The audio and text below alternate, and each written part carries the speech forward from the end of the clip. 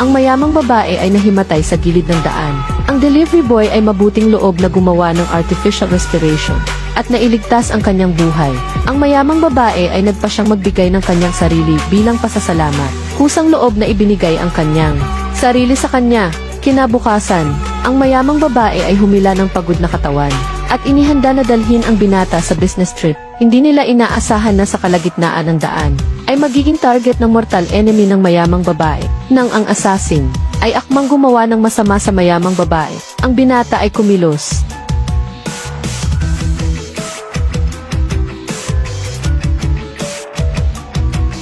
Nakita namin siya, marahang ihagis ang seasoning packet sa kanyang kamay.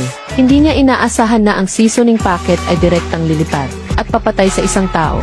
Ang babae sa kotse ay nakakita sa eksena at agad ding natakot. Subalit, ang mga itim na lalaki ay hindi pa rin natututo. Patuloy na sumusugod, gustong pabagsakin ang binata. Ang resulta ay walang hirap na.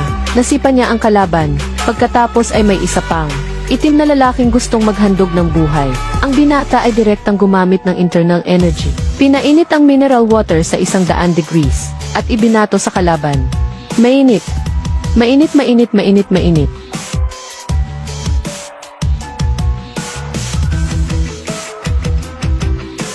Paano nangyari ito? Ito, sa tabi ni Jayang Yaoning. Kailan pa nagkaroon ng monster? Nang makita ng magandang babae sa kotse ang binata, na nasolusyonan ang lahat ng itim na lalaki, dun niya nalaman na ang kanyang bodyguard ay napakagaling. Kaya pala, ang binata ay kasapi ng Immortal Cultivation Family. Ang kanilang buong pamilya ay nag-travel mula sa cultivation world patungo sa modernong panahon para itago ang kanilang identity. Sila ay nagtago sa iba't ibang posisyon sa Dragon Country. Ngayong araw na umuwi ang binata, agad siyang binigyan ng misyon ng kanyang ina. Ang binata na masyadong nag-relax ay gustong tumanggi. Ngunit tinakot siya ng kanyang ina gamit ang blind date. Ang binata na ayaw mag-romance ay napilitang sumunod sa utos ng kanyang ina. Ang misyon na ibinigay ng ina ay maging bodyguard. Protektahan ang magandang iki ng malaking kumpanya dahil ang kumpanya ng magandang babae ay nag-research ng artificial intelligence. Natatakot ang ina na kidnapin ng masasamang tao ang magandang babae para makuha ang classified information. Kaya napilitan siyang ipadala ang binata bilang personal bodyguard ng magandang babae. Zuchen, ikaw ay nag-slack off na naman sa opisina. Kung magpatuloy ka pa, maniwala ka ba na sisantehin kita? Huwag ka nang magnonsense. Huwag mong kalimutan. Ako ay pinadala ng City Lord's office para protektahan ka. Hindi mo ako masisante. Sa oras na ito, hindi pa alam ng magandang na ang binata ay may tunay na kakayahan. Nakita lang, ang magandang sisi ay nagalit sa walang hiya na binata at direktang tumalikod at umalis sa araw na iyon. Ang magandang sisi ay kailangan mag-business trip para sa trabaho.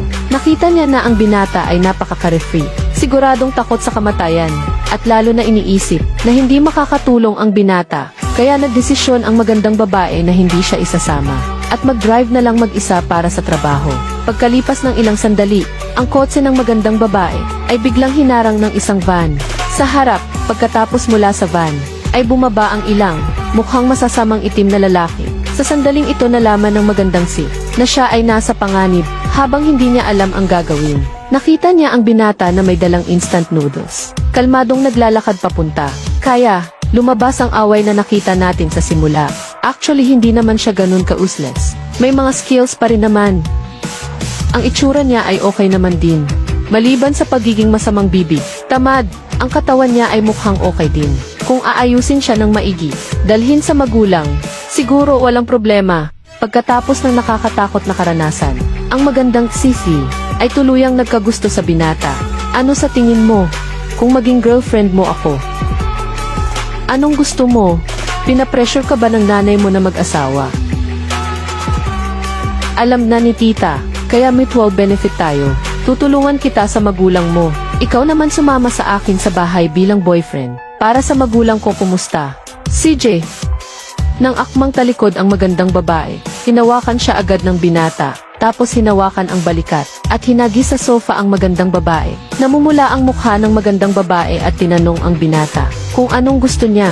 Masayang sinabi ng binata, dahil magiging boyfriend at girlfriend tayo, kailangan natin masanay sa ganitong relasyon. Pagkatapos ay lumapit para humalik. Hindi niya inaasahan na itutulak siya ng magandang babae. Pagkatapos ay nahihiyang sinabi ng magandang babae, ang ganitong relasyon, dapat makita muna ng nanay bago gawin. Pagkatapos, nahihiyang umalis ang magandang si. Hindi nila inaasahan na kinabukasan.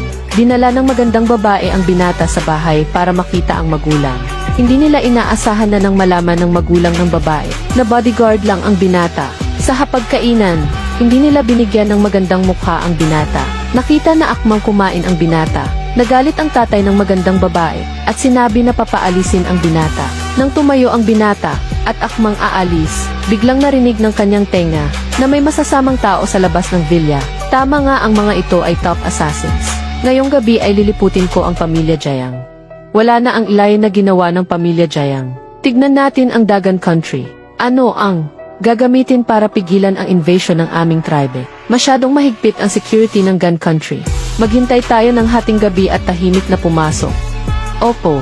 Pagkarinig sa mga salitang ito, sinabi ng binata na matutulog siya doon. Nang marinig ito ay nagalit ang tatay. Nagmadaling paliwanag ang binata na may panganib sa bahay ninyo ngayong gabi. Subalit hindi nila naniniwala na may panganib. Sa huli, sa matinding pakiusap ng binata, napilitan silang maglaan ng storage room para sa binata. Tama nga ang hinala. Maya-maya matapos matulog ang pamilya.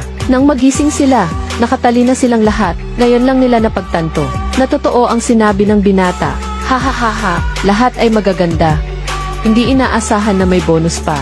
Ha ha ha, mag-relax. Magiging masaya ang buhay ninyo.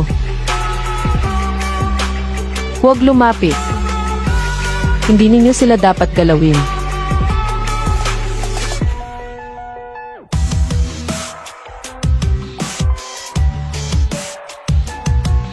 Magpapatuloy pa.